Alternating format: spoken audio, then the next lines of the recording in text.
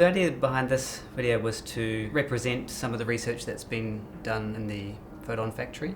We looked at ways that we could represent the research in a graphical way, mostly because lasers are so difficult to see and to pick up even on a camera, so we decided to use a graphical approach to it, which still looked like a laser feel, so we tried to get the soft sort of light glowing aspect to it. So we needed quite short explanations to show the idea behind the research.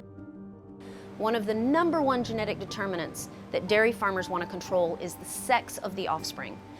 X versus Y, males versus females.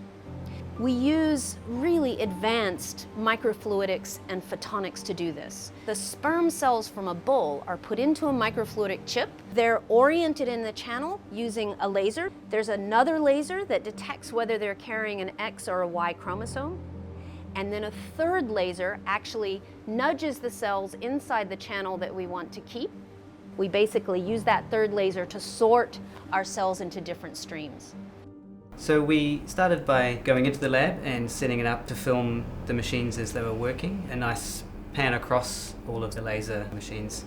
From those plates, we then wanted to incorporate the graphics as a sort of an overlay to show how the diagram worked, and whatever we couldn't pick up from just showing in a diagrammatic form, we would need to have extra supporting text. From there, it all ties together and helps to support the edit.